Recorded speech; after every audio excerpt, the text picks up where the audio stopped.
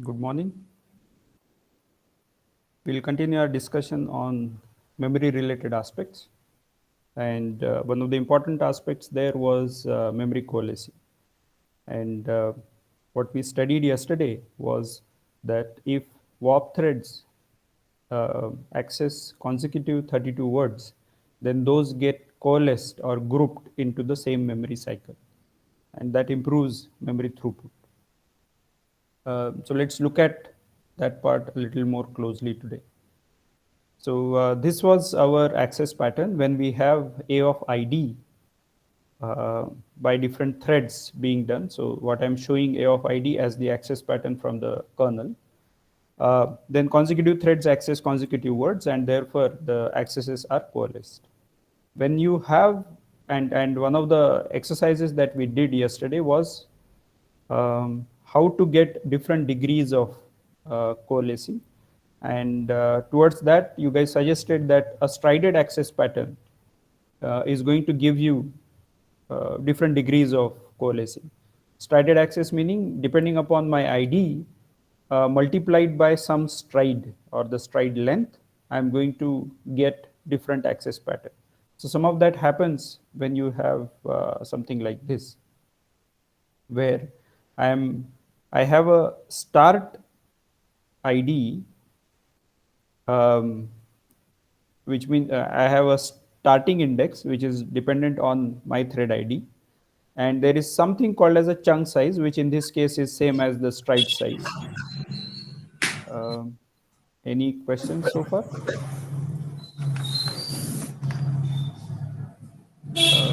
Venu Madhav, any questions?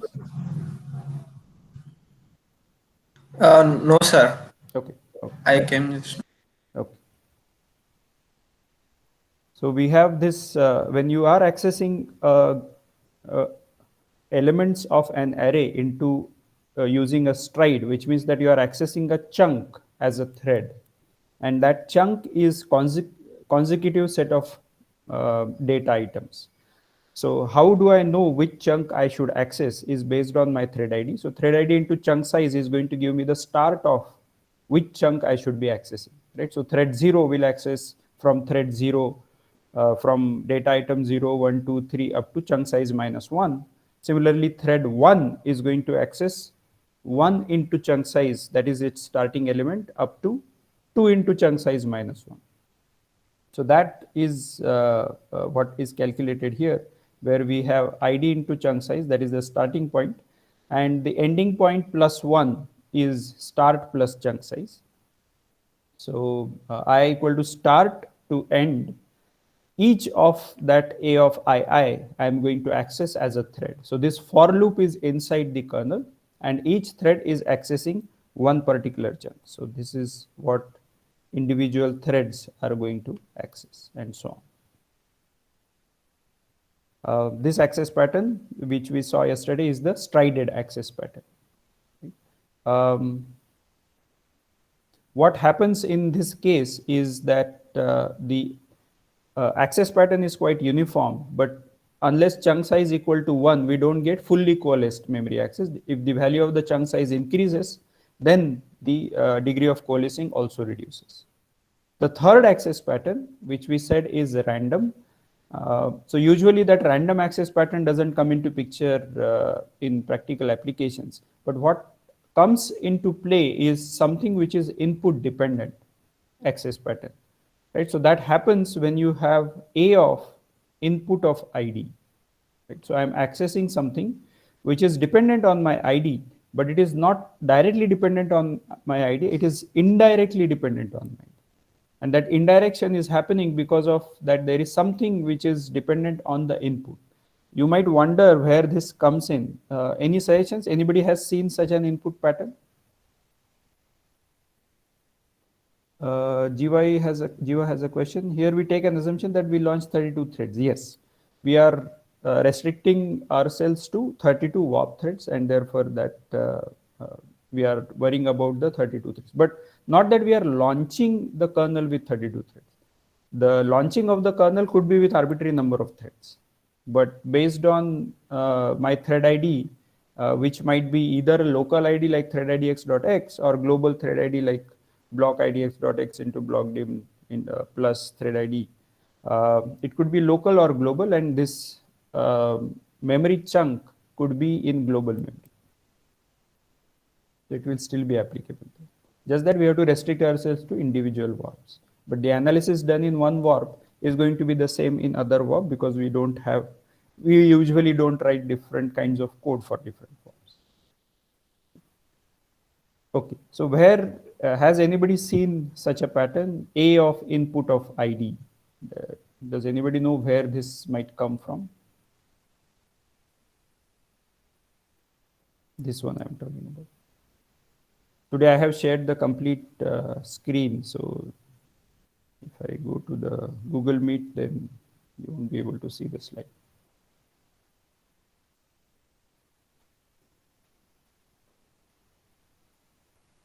Okay, histogram. Okay, that's a good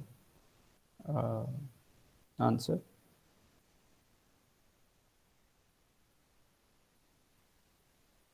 Okay, so that's correct, that in histogramming, when you have different, the x-axis is, let's say, split across different buckets, and then I want to know a particular bucket's, let's say, count, right, or the elements which are there in a particular bucket, in which case I can have A of bucket of ID, and that can give me some other information.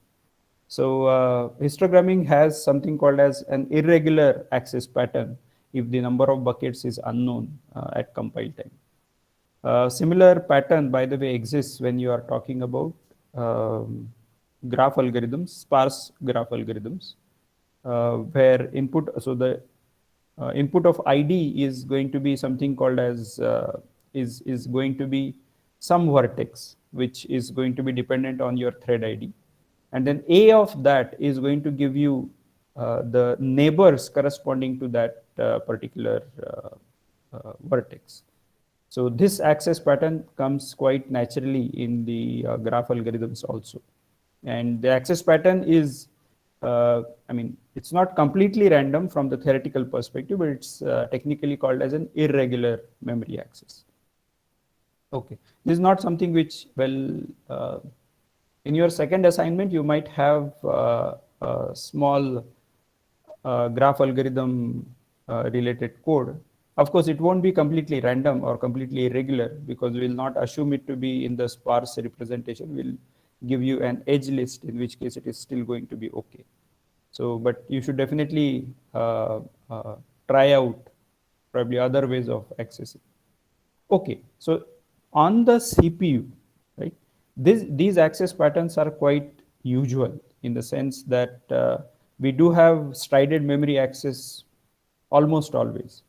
And what should happen on a CPU is that each thread should access consecutive elements of a chunk, right? So this, I'm not saying out of any random thought. It's more like when you have a particular element being accessed, the nearby elements are also going to get access, right? So this is our spatial locality definition. And therefore, we expect that when I am accessing a particular element, the nearby elements are going to get accessed, and therefore, the chunk is going to get accessed by the same thread. This particular chunk-based memory access or strided memory access is also called as array of structures. So for example, if you think that I have one structure, inside that there are 3 data elements, right? Whenever a thread is accessing one of the data elements, it's also likely that it will access other data elements of the same structure. And therefore, if you have this array of these structures, then that becomes very useful from the perspective of parallel execution on the CPU. Right? So that is called as array of structures, and it has better locality, which we do all the time. We define a structure, then we define an array of those structures, we pass it around, we play around with it, and that seems to be giving good locality, and therefore it works out well in practice. Right? Any questions on this AOS part?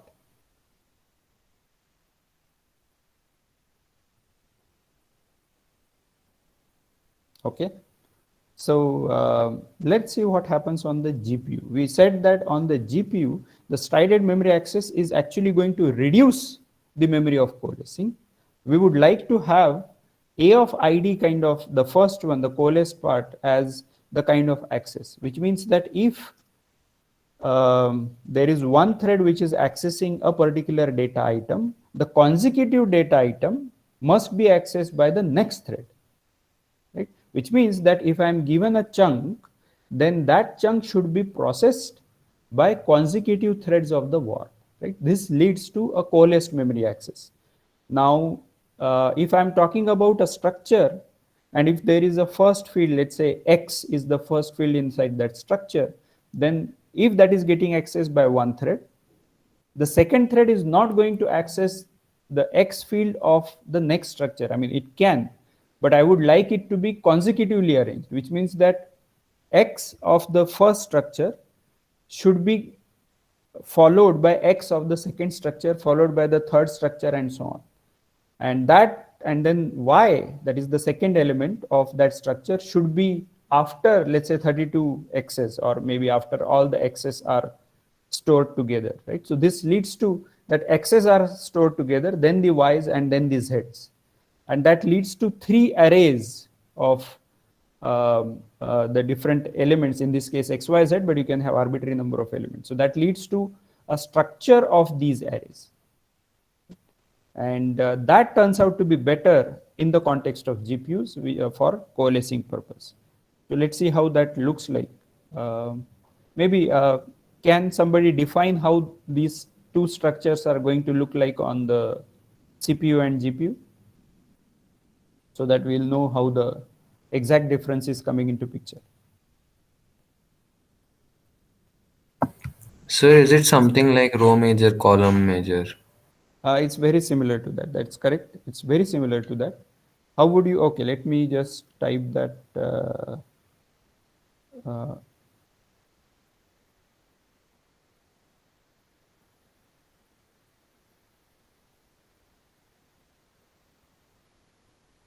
So an array of structures is going to look like, I mean, as far as one structure is concerned, it is going to look like this. And then I'll have an array of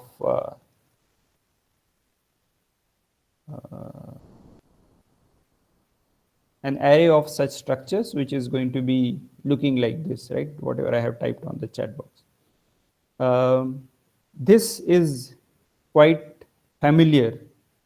We are quite familiar with this on the CPU. How would this translate into the GPU part when we are dealing with structure of arrays?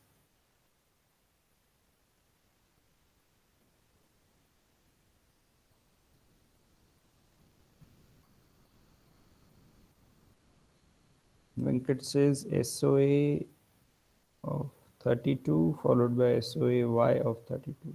Yeah, so that seems to be correct. We are so why Venkat is restricting it into to 32 elements is because that is what really we are bothered about. In general, however, since we are talking about arbitrary kernels, and the access pattern should easily translate from thread ID to the data element that each thread is accessing, we'll increase it to int SOAx of n and SOA of y of 30 of n, etc. Right? So that is what I'm going to show here. So this is how the structures are going to look like. This is on the CPU, and we expect that when a thread accesses an attribute of a node, an attribute of a structure, that thread also accesses the other attributes of the same node, right? So that is our locality principle. And on the GPU, we are going to keep all A together, all B together, and all C together. And then I'm going to create one structure out of these arrays, and therefore that is called a structure of arrays. And the expectation is that when a thread accesses a particular attribute of a structure, its neighboring thread accesses the same attribute of the next node. So that is what is the coalesced memory access. So any questions on this AOS versus SOA?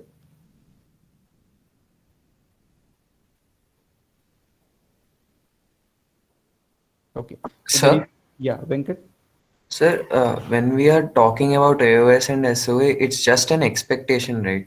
So, like in last class, when we were saying that we took the degree of, when we were talking about the degree, that time we took thread ID into the some stride length. Right.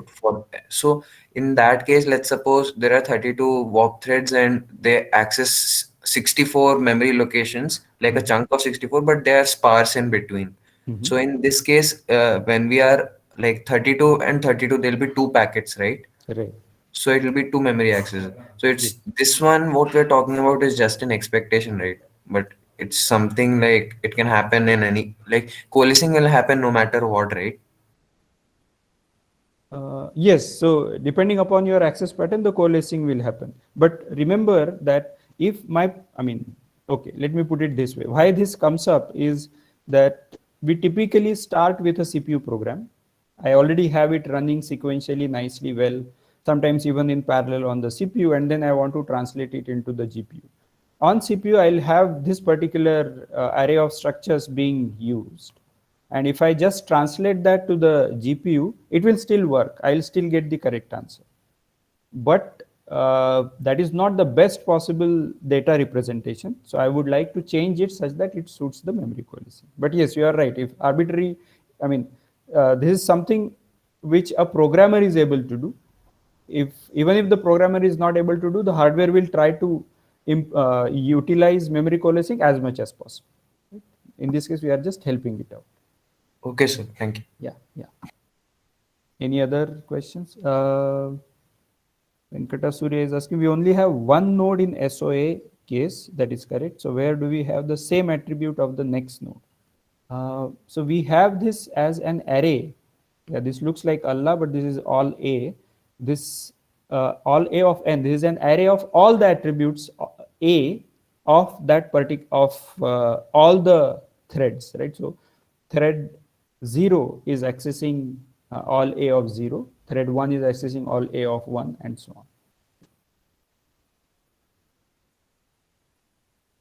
Why is SOA performance better? Okay, so Kshitij is asking, why is SOA performance better?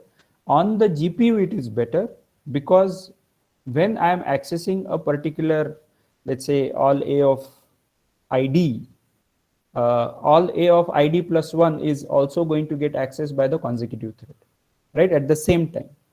And similarly, all the other threads of the same warp are going to access all A of 0 to 31. In contrast, if I had AOS representation on the GPU, when I am accessing A from a particular thread ID, so I'm going to access it as all nodes of ID dot A, right? And that is okay.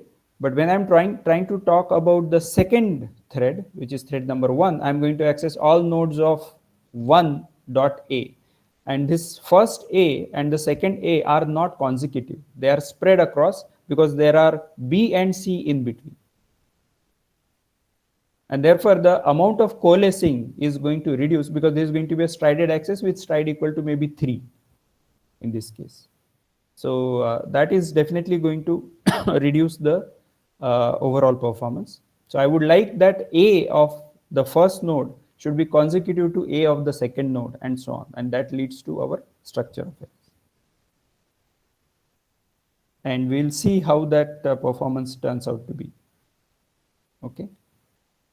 That's why I have shared the screen today, right? So I would like you to so assume that your representation is AOS format and your representation is in SOA format in a different place. How would you transfer these structures from CPU to GPU? Right? So please write the code corresponding to that.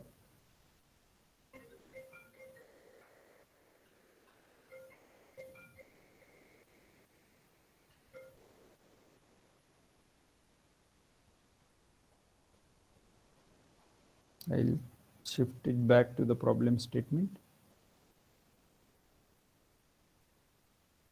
So you have your data structure represented in AOS format. How do you transfer it using cudamemcopy? You have your structure represented in SOA format. How do you transfer it to GPU using cudamemcopy? That's the question.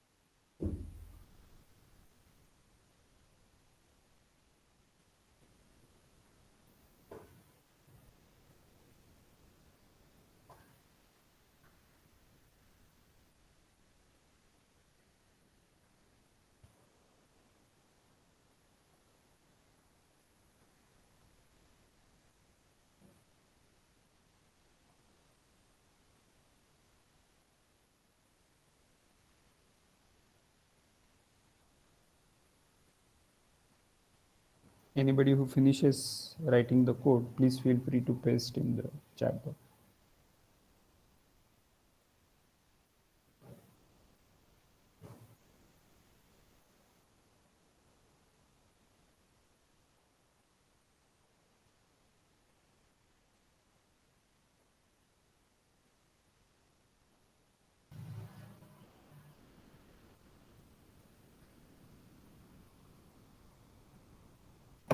Sir? Yeah, Venkat. Sir, my keyboard is not working properly. Is it okay if I just say it out loud? Sure, go ahead. Yeah. Sir, so can I just run a loop? Like if I have a array of nodes, so I'll run a loop over all the nodes, and for like assuming I have already declared A, all B, and all C using cudamemcopy, Mhm. then I can copy a single integer separately onto all A and single integer separately onto all B. Like rather than just doing cudamemcopy and n bytes at a time, Mhm. like n integers at a time, I'll go over in a column measure format and separately store each of them into all A, all B, and all C. Oh, are you saying that on CPU you have it in AOS format and on GPU you Yeah, want on it to be? CPU, I'm converting it into SOAy. I see. Okay, sure, that sounds good.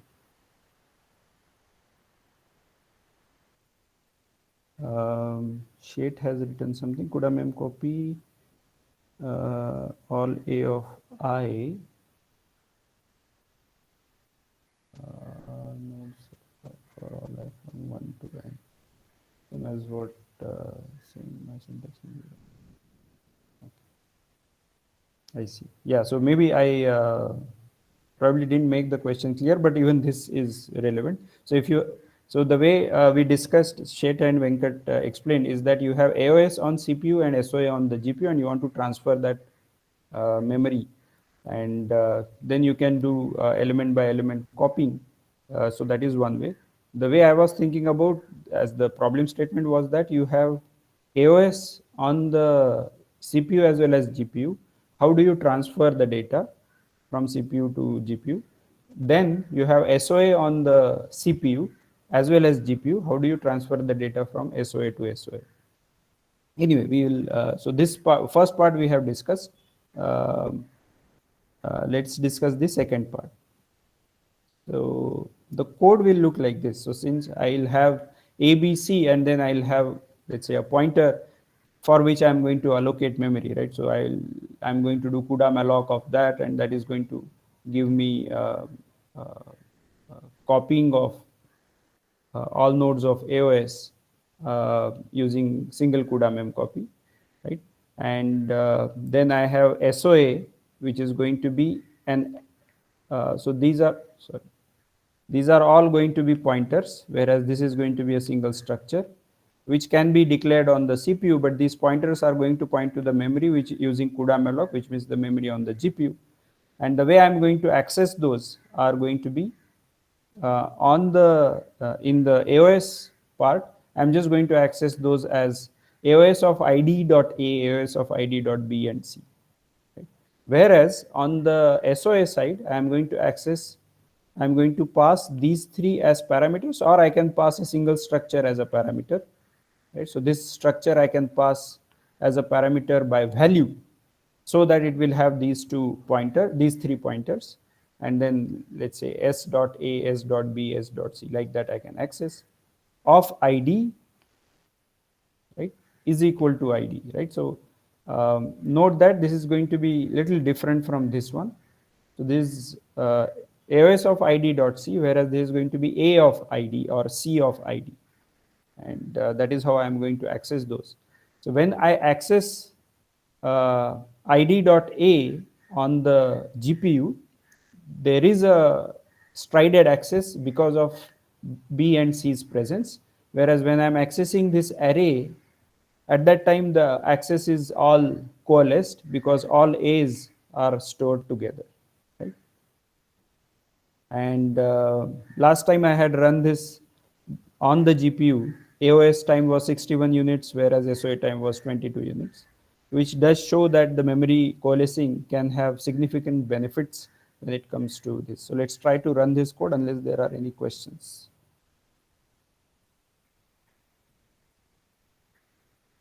Sir? Yeah, Venkat. So can you go to the last slide once? Sir, over here we are accessing A, B, and C all together, right? So does it not coalesce all of them? In the AOS part, Yes, yeah. sir. No, it is dependent on how the data is stored. So since all nodes of AOS dot ABC is stored like this, the consecutive memory locations are storing ABC, and then another ABC, and then another ABC. Oh, okay, okay. Got it, sir. Right? Any other concerns here?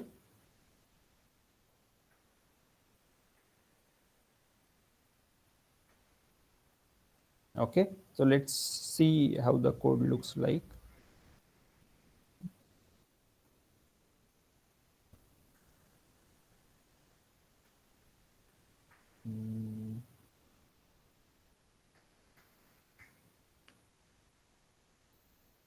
Okay, so this is how our structure was. This was AOS, right? That's what we saw. And then there is this SOA, right? So we have both the structures. And then there are these kernel accesses from the kernel. So this is what was there on the slide, where I'm accessing all nodes of id.a.b.c. This is our structure of arrays, and array of structures. And then this is our structure of arrays, where I'm accessing those in coalesced memory fashion. And for measuring performance, the measuring time, I'm going to use some function called get time of day. This function you should definitely utilize further if you want to know different parts of your program are taking how much time, etc. So all this code is available on the course web page, right? So I'm just showing it here. So let's come to main now. In main, I'm allocating some memory, right, with respect to AOS. So note that for AOS, since it is an array of structures, I just need to do n into size of structure. Right? Whereas in case of SOA, I have .a, .b, .c as different arrays, and therefore I need those many allocations. And that is also going to require me those many memory copies. So I'm calculating the number of blocks based on n. That n I have defined, I think, here for now, n equal to 1024, as well as block size is also 1024, but that can be changed. So this RT clock is my function, which is going to give me start time as well as the end time. So whatever is the current time, that is going to give, and then the difference of this is going to be the time that I'm going to print. In between, I call dkernel AOS and CUDA device synchronize. AOS is going to again access it the way we have written for different elements of that structure. Note that there is this CUDA device synchronize, very important here. When you time the kernel, sometimes we miss pointing this using this CUDA device synchronize. So we have this start time, dkernel AOS, and then end time equal to RT clock, and that can give you a very small value, which will be only the kernel launch time and not the kernel execution time, because the CPU is asynchronously moving ahead. So it will just note down what is the end time, it will just move ahead and it will print that time, right? So then it will start the new time and then it will wait for this kernel SOA to get launched. Sorry, this will also not wait, because this is also going to be pushed into the queue. CUDA device synchronize, if it is absent, then it's again going to give end time equal to this, and so you will get very, very small amounts of time for kernel execution, which can be misleading. In fact, it is wrong.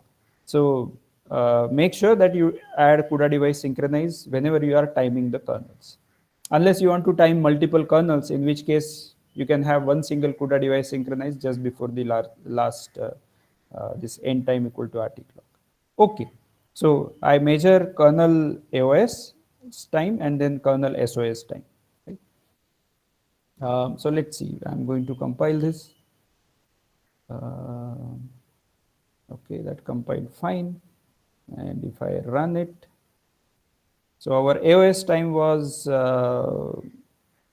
76 milliseconds and SOA time was 15 milliseconds.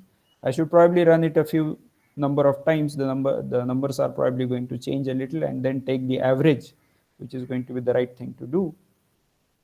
Let's say run it 3 times and take the average, right? So this will come to around whatever 60x of milliseconds for AOS, whereas it is going to come around 17 milliseconds for the SOA. So that clearly shows that we are going to get benefit out of this memory coalescing.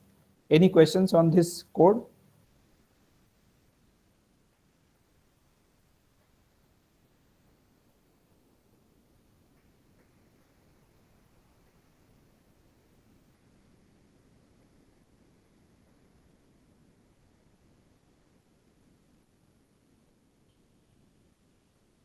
Okay. So note that I am passing this all nodes of SOA.A.B.C separately, but as we discussed, we could directly pass all nodes of SOA, all nodes SOA as a structure, right? So all nodes SOA is a structure on the CPU. So you can pass it and it will get copied by value. I mean, it will be passed by value, and therefore another structure will get created. Just that those many copies of ABC will get created, which are anyway going to be here for even if you pass it as pointer. So that is going to be the same. So one way somebody was mentioning this to me, that can I push an array inside a structure, and then can I pass that structure as an argument to a kernel, so that I avoid cudamemcopy of that array which is there inside that structure. Yes, that is possible. However, what's going to happen is that that array is going to get copied since that structure is getting passed to the kernel by value. That array is going to get copied those many times as the number of threads, right? Which is going to reduce the time required, because that structure gets copied to all the threads. Whereas if you have just the pointer being passed, then that pointer is going to get copied those many times for the structure, but that is not going to copy the whole memory of the array, right? So that is going to be beneficial from that angle. Okay, any questions so far? All right, so we'll move ahead. So this was nice, and it can give us better benefits. So two aspects: one is thread divergence when it deals with computation. Second one, memory coalescing. So we have to pay attention when we are translating the code from CPU to GPU to avoid conditionals which are diverging, as well as to transform the memory access such that it gives memory coalescing. Right. So let's do one small classwork. What I want you to do is that you have a linked list on the CPU. You can assume the structure that we just now saw, and you have this next pointer along with it in the structure, and I want you to now copy this linked list from CPU to GPU.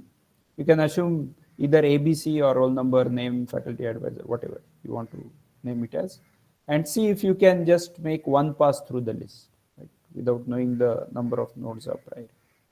So please write that code. I'm going to disable the chat for some time. Please write that code. So you want to, there is a singly linked list of some arbitrary number of elements, and you want to, that is there on the CPU, and I want that to be transferred to the GPU. So please write that code for yourself. If there are any questions, feel free to ask. So the whole purpose of this classwork is that if you face any trouble, please ask the question, so that we'll be able to learn better.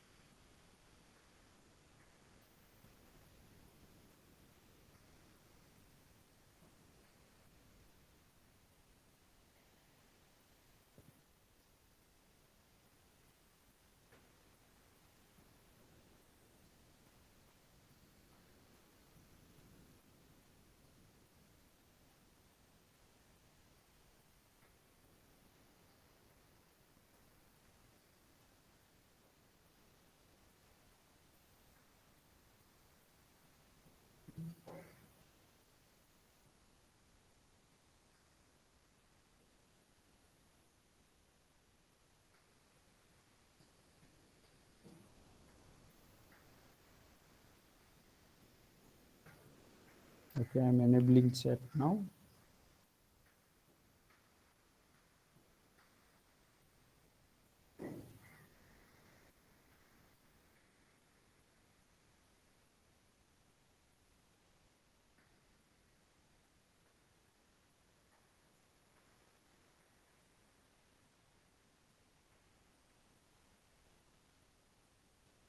Anybody has any questions in transferring the linked list to the GPU?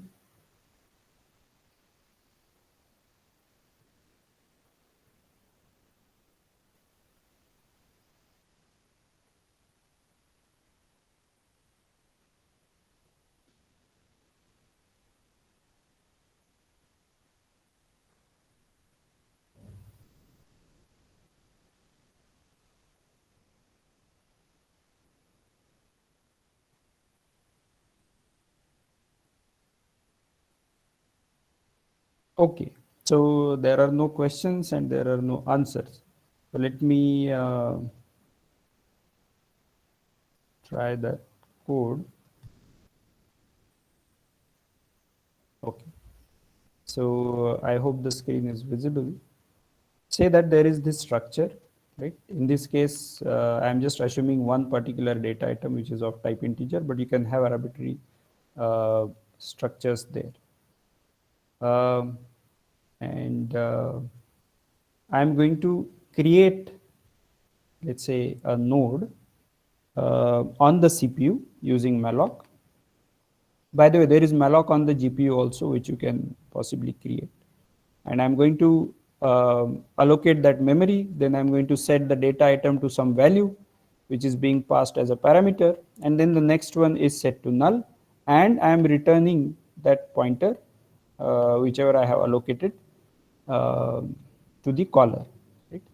There is another function, which is the parent function, which is going to really call this create node repeatedly. What it is going to do is it has a head pointer, and that head is finally going to get returned, and that means that in between that head is going to point to the linked list. So I'm creating a new node using create node, and I'm just giving data values of 20, 19, 18, etc. The next one is going to point to head, which means that the last pointer is going to get set to set first, then the second last, then the third last, and so on. And then the head changes to this particular node which is created. Right? So that is how I'm creating a linked list on the CPU. Right? Let's go to main, which is rather short.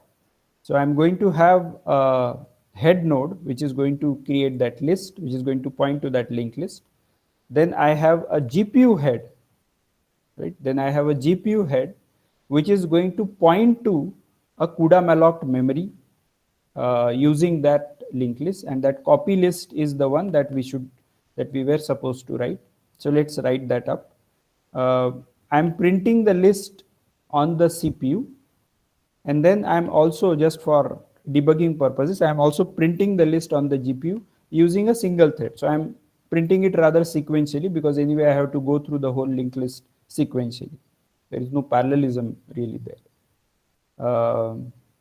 So that is essentially my code, and I have looked at what create list does. I look at what copy list does, but let's first look at the print list and print list GPU. Right? So print list is here, right? What does it do? If head exists, then it is going to print the data. Otherwise, it is going to do a print list of head arrow next. So it's a recursive function, which is note that we called it from the CPU. Right? There is something more here, which for now ignore. Otherwise, I'm going to print a new line, which is going to get printed at the end of printing the whole list. So this recursive function works on the CPU, and okay, but because of this device and host, I can also run this code on the GPU, which means that the same code, same function, I can call from a kernel also, as well as from the CPU function also. So I have definitely called it from the CPU, this print CPU, and print list, and that is okay. If I had added only __ device, then this function would have been callable on the GPU alone, right? But I want it to be accessible also from the CPU, and therefore I have also added __ host, which is going to allow me to be accessible from both CPU and GPU. Does that mean that recursive functions are allowed on the GPU? Yes, recursive functions are allowed on the GPU. Okay, let's look at the print list GPU function, which is going to get the head, which should be pointing to a GPU memory. Right? So that is what was this GPU head. Right? What does it do? Well, it just calls this print list function with that head as a parameter. So note that when I am calling print list from CPU, I should pass the CPU pointer, whereas when I am calling print list from the GPU, I should call the function with a GPU pointer. Okay, so that part is also done. The copy list function, which is the main function for us, let's see what it does. It also does it in a recursive manner.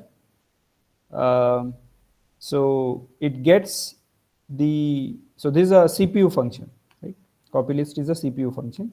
It gets head as a parameter, which is going to be accessible on the CPU. So it's a CPU list. What I'm going to do is to do a CUDA-malloc and then do a cudamemcopy of one node at a time. And for that, what I'm going to do is to copy this in a recursive manner.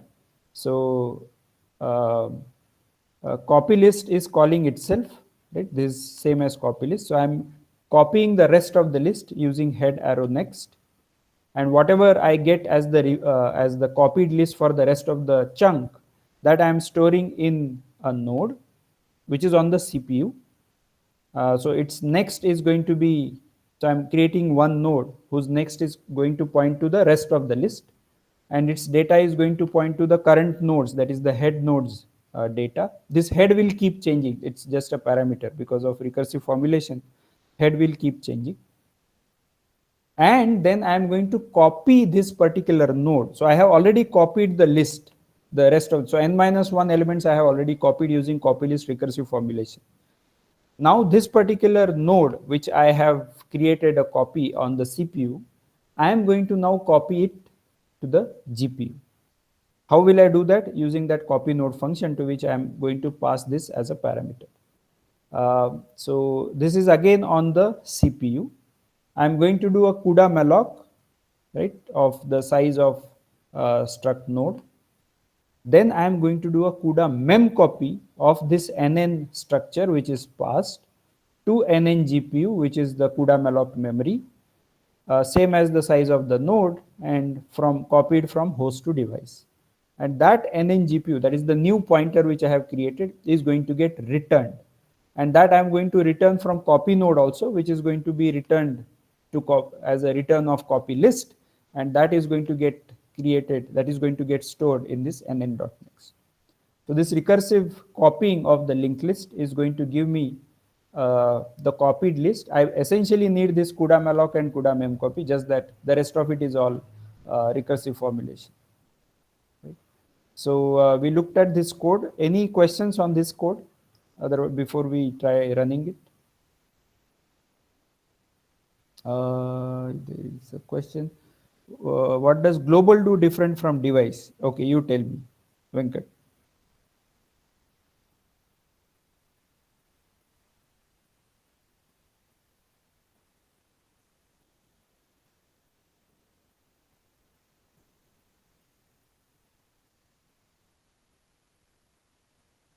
Okay, so global is a kernel, device is a function.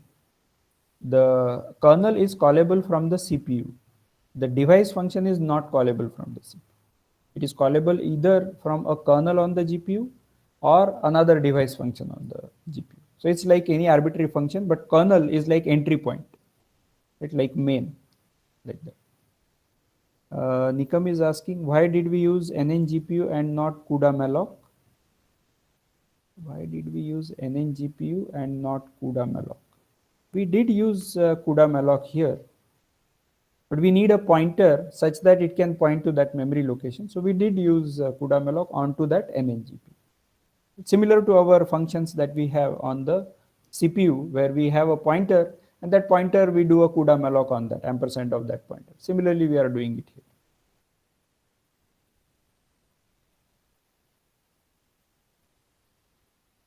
Any other questions on this code? I strongly recommend that you guys start going through the different codes which are given, in case you have not started that. Your assignment deadline is coming soon.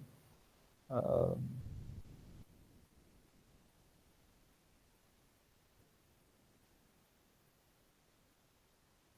please spend some time with this code, understanding this code. You will be able to go through it better, understand. If there are any things which are specific which you don't understand, feel free to ask on Moodle or directly to me.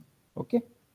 Okay, so what is the answer that we expect out of this? So we said that we are going to print the list using head, which means, and that linked list on the CPU contains, it adds first 20, then 19, then 18, like that, and it puts it in the reverse order, which means that I'm going to get, let's say, 1 to 20 numbers into the linked list when I try to print it. And since I'm copying it on the GPU and then printing it, I also expect that the printing on the GPU should also give me the same output. So let's see if that happens. So this is one warning which I got. PTX is the assembly code of CUDA. PTX AS is the PTX assembler. It says that the stack size for the function, so there is some name mangling happening, but this is essentially print list GPU kernel, right? And that we are calling repeatedly, which means recursively, and therefore the stack size could not be determined. It's a warning, which means that it might go out of memory if you have very large stack depth, but otherwise, if that doesn't happen, then it's going to work out. So let's see if that works out. So first it will print on the CPU and then on the GPU, and it seems to be printing the same values 1 to 20 and 1 to 20. That means that whatever we were expecting is what is being done by the code. Right? So please try to understand this code offline. If there are any questions, feel free to ask. So we are just on time. Any questions before we stop the class? Can we just iterate through the linked list and memcopy each element? What is the advantage of the recursive method? No advantage of recursive method as far as performance is concerned. You can do that iteratively. Just that I was probably feeling little lazy, so I used the recursive formulation. Yes, you can do it with iterative method also. There is no problem. Any other questions? Sir, is degree of coalescing 33 minus number of memory transactions or 32 minus number of memory transactions? Yeah, the way we defined it, it's 33, which means that the number of memory transactions could be going from 1 to 32, and therefore 33 minus that number is going to give us a value between 1 to 32. So that's why we have defined it to be like that. Okay, in the slides it was given 32 minus memory Yeah, transactions. in the earlier years, it was defined to be that way, which gave us a value between 0 and 31. But to have similarity with our thread divergence factor, I have changed it to 33 minus this year. I don't know if I have copied these slides, but yeah, we'll follow 33 minus in our uh, this semester onwards discussions. Okay, sir.